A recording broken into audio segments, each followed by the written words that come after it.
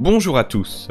Alors tout d'abord attention, on arrive de plus en plus proche de la date des 2 premiers épisodes, puisque oui ce n'est pas un mais 2 épisodes auxquels nous aurons le droit à partir de 3h du matin le 2 septembre, et Amazon commence à nous montrer de plus en plus de choses, alors que de plus en plus d'entre vous aimeraient garder le plus de surprises possible. Donc je vous préviens, il y a ici de nouvelles images, et surtout de grosses infos sur des éléments de l'histoire, surtout en rapport avec Tir Arad.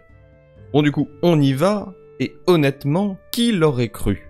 Non mais c'est vrai, au mieux on aurait pensé que le village humain de Tir Arad se situait à proximité du Mordor, mais en tout cas derrière sa barrière montagneuse.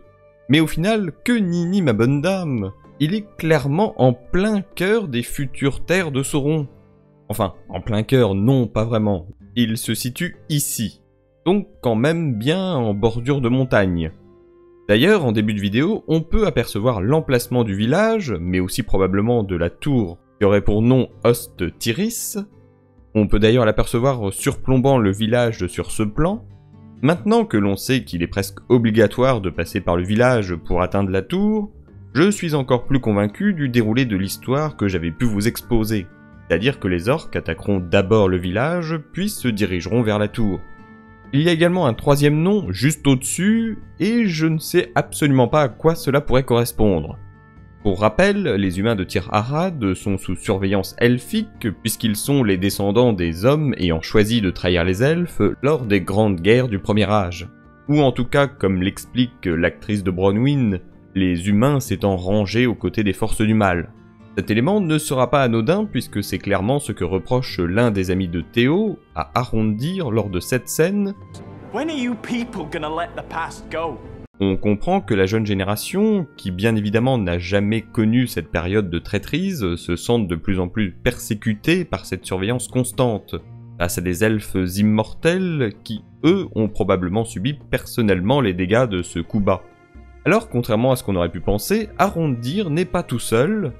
Par contre, tout seul en elfe noir, ça pour l'instant, il semblerait.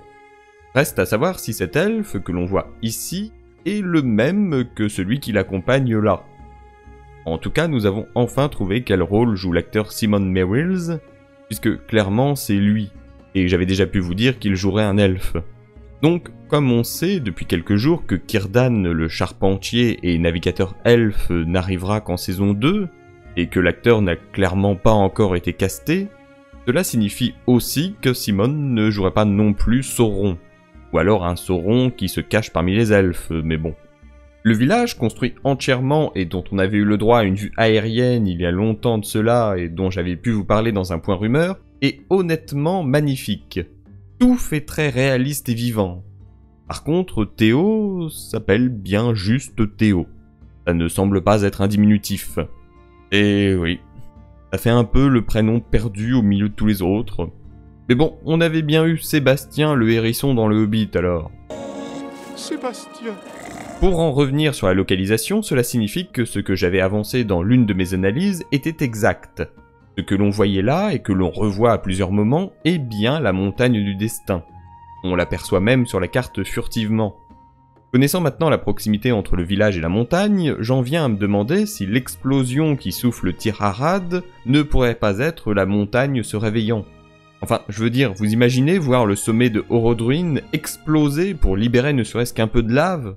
Et au vu de la géographie, un tel réveil expliquerait que le village subisse les secousses dans un premier temps, puis soit en partie balayé par le souffle.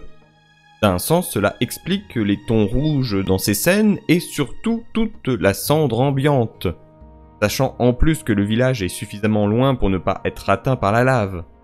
Honnêtement, si Amazon nous réserve ça pour la première saison, ça serait exceptionnel, et ça laisse rêveur pour ce qu'il serait capable de faire dans les autres saisons. Dans tous les cas, je vous donne rendez-vous très vite pour une nouvelle vidéo qui cette fois-ci portera sur Númenor. Alors si la vidéo vous a plu, n'hésitez pas à mettre un j'aime, ça fait toujours plaisir, à la partager et à vous abonner si ce n'est pas déjà fait. Et en attendant, merci à vous et à la prochaine.